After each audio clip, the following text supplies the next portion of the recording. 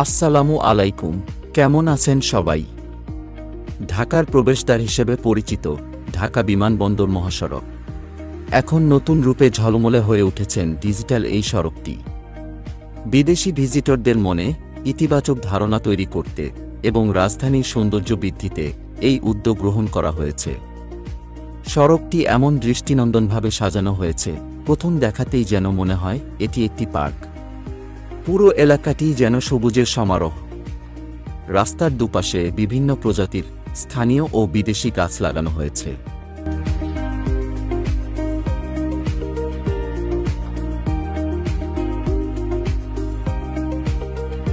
রাস্তার পাশে আধুনিক সোলার স্ট্রিট লাইট স্থাপন করা হয়েছে, যা রাতের বেলায় এই শটকে আরও দৃষ্টিনন্দন করে তোলে।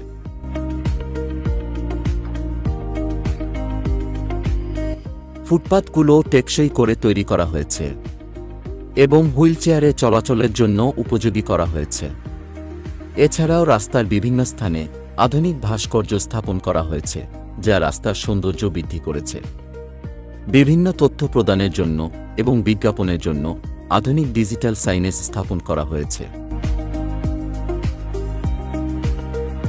পরিচ্ছন্ন রাখার জন্য নিয়মিত বর্জ্য পরিষ্কার করা হচ্ছে এবং আধুনিক বর্জ্য ব্যবস্থাপনা চালু করা হয়েছে। আধুনিক এই ঢাকা বিমানবন্দর মহাসড়কের প্রায় সকল কাজ শেষ করার পর এখন অনেক আকর্ষণীয় ও মনোরম দেখাচ্ছে। গাছ লাগানোর ফলে পরিবেশ দূষণ কমেছে এবং রাস্তার তাপমাত্রাও নিয়ন্ত্রণে রয়েছে।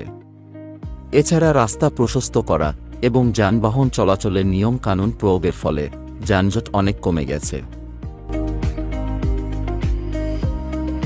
ঢাকা বিমানবন্দর মহাসড়ক সৌন্দর্যবর্ধন প্রকল্পে শুধু রাস্তার রূপই বদলেছে তা নয়, বরং পরিবেশ, অর্থনীতি এবং স্থানীয়দের জীবনযাত্রার মান উন্নতিতেও গুরুত্বপূর্ণ ভূমিকা পালন করছে।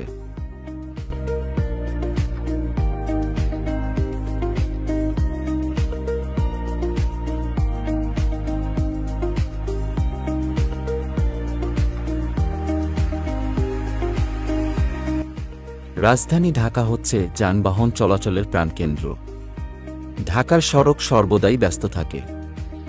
যানজট এখানে একটি নিয়মিত সমস্যা, বিশেষ করে বিকেলে গাড়ির সংখ্যা বৃদ্ধি পেতে থাকে ও তীব্র যানজট তৈরি হতে থাকে। এবং যানবাহন চলাচলের নিয়ম কানুন না মানার কারণে যানজট আরও তীব্র হয়। এই শহরের সড়ক কেবল ব্যস্তই নয়, বরং বেশ চঞ্চলও বটে। একই সড়কে বিভিন্ন ধরনের যানবাহন চলাচল করে, যার মধ্যে রয়েছে রিকশা, বাস, ট্রাক, মোটরসাইকেল এবং এমনকি ঘোড়াগাড়িও। চালকরা প্রায়শই নিয়ম ভাঙে এবং তাদের নিজস্ব পথ তৈরি করে, যা দুর্ঘটনার ঝুঁকি আরও বাড়িয়ে তোলে। তবে বর্তমান সময়ে ঢাকার সড়ক ব্যবস্থা ক্রমাগত উন্নত হচ্ছে। সরকার নতুন রাস্তা নির্মাণ, বিদ্যমান রাস্তা প্রশস্ত করা এবং যানজট নিয়ন্ত্রণের জন্য বিভিন্ন পদক্ষেপ গ্রহণ করছে। মেট্রো রেল, এলিভেটেড এক্সপ্রেসওয়ে এবং ফ্লাইওভারের মতো বড় ধরনের অবকাঠামো চালু হয়েছে। এর ফলে যানজট কিছুটা কমেছে এবং স্বাচ্ছন্দ্যে যাতায়াত করতে পারছে সাধারণ মানুষ। আরও অনেক দীর্ঘমেয়াদী পরিকল্পনা নিয়ে প্রকল্প বাস্তবায়ন করা হচ্ছে।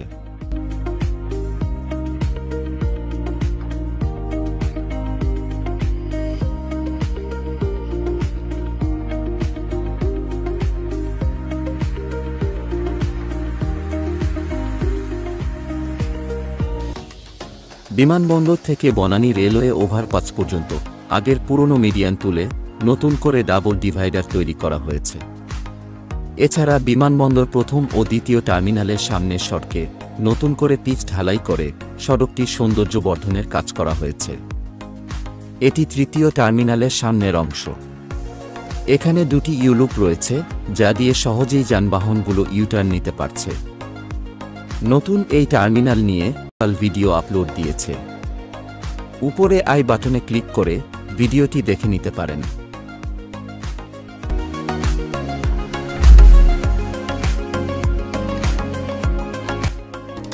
বনানী এলাকায় ঢাকা এলিভেটেড এক্সপ্রেসওয়ের কাজ শেষ হওয়ার পর কিছু নতুন সড়ক তৈরি করা হয়েছে, যা এই সড়কটিকে করেছে আরও প্রশস্ত এবং যানজট মুক্ত।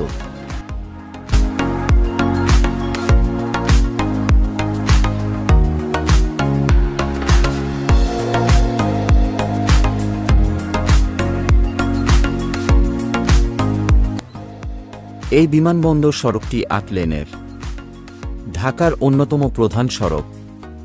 এটি ঢাকা-ময়মনসিংহ মহাসড়কের একটি অংশ। এটি ঢাকা শহরকে শাহজালাল আন্তর্জাতিক বিমানবন্দরের সাথে সংযুক্ত করেছে। গুরুত্বপূর্ণ এই মহাসড়কে ডিভাইডার এবং ল্যাম্প পোস্টের কাজ শেষ হলে দেখতে আরও বেশি সুন্দর লাগবে এবং ভ্রমণ হবে আরও স্বাচ্ছন্দ্য ও আরামদায়ক। কোনো বিদেশি যদি বাংলাদেশে আসেন তখন তারা এই সড়কের সৌন্দর্য দেখে মুগ্ধ হবেন।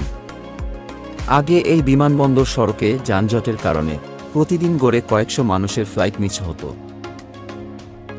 বর্তমানে বিমানবন্দর সড়ক ছাড়াও আশেপাশের সড়কের শৃঙ্খলা ফিরিয়ে আনা হয়েছে।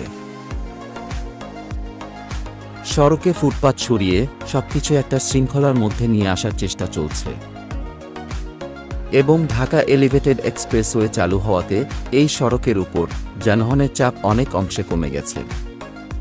যদিও এই উড়াল সড়কটি গণপরিবহনগুলো খুব একটা ব্যবহার করে না।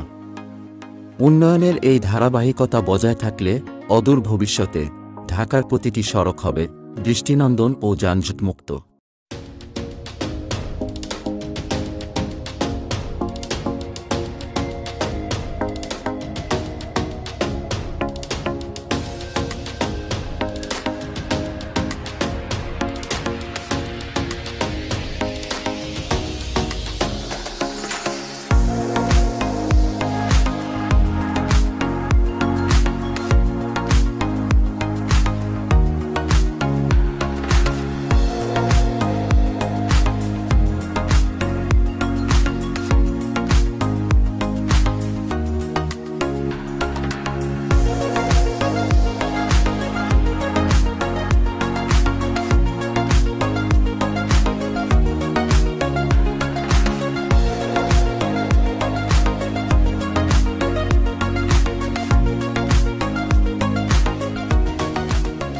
তো বন্ধুগণ, এই ছিল আমাদের আজকের ভিডিওটি কেমন লেগেছে কমেন্ট করে জানাবেন।